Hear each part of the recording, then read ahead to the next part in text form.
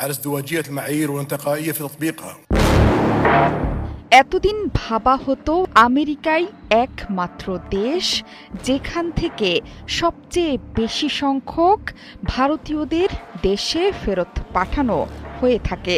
মার্কিন president Donald Trump ক্ষমতায় আসার পর এই আতঙ্ক বেড়েছে বহু গুণে। এমনকি ট্রাম্প অবৈধ ভারতীয়দের দেশে ফেরত পাঠিয়ে নিজের কথা রেখেছেন। তবে এবার উঠে এলো চাঞ্চল্যকর এক পরিসংখ্যান। এই পরিসংখ্যানে আমেরিকা নয়, ভারতীয়দের ফেরত পাঠানোর ক্ষেত্রে শীর্ষে সৌদি আরব। সম্প্রতি এই তথ্য নিশ্চিত করেছে সৌদি পররাষ্ট্র মন্ত্রণালয়। বিদেশের মাটিতে অবৈধভাবে থাকা এবং শ্রম আইন লঙ্ঘনের অভিযোগে ভারতীয় নাগরিকদের দেশে ফেরত পাঠানোর পরিসংখ্যানে উঠে এসেছে এমন চাঞ্চল্যকর তথ্য। লোকসভায় পররাষ্ট্র প্রতিমন্ত্রী কীর্তিবর্ধন সিং জানিয়েছেন এর নেপথ্যের কারণ। ভারতীয়দের এই গণবহিষ্কারের পেছনে মূলত ভিসা বা রেসিডেন্সি কার্ডের মেয়াদ শেষ হওয়ার পর সৌদিতে অবস্থান এবং কাজের অনুমতি ছাড়া কাজ করা, শ্রম আইন লঙ্ঘন, নিয়োগকর্তার নজর এড়িয়ে পালিয়ে যাওয়া এবং বিভিন্ন দেওয়ানি বা ফৌজদারি মামলায় অভিযুক্ত হওয়ার মতো কারণ আছে। রিয়াদে অবস্থিত ভারতীয় মিশনের তথ্যমতে 2021 সাল থেকে 2025 সাল পর্যন্ত সৌদি আরব থেকে রেকর্ড সংখ্যক ভারতীয়কে দেশে ফেরত পাঠিয়েছে মোহাম্মদ বিন সালমানের দেশ।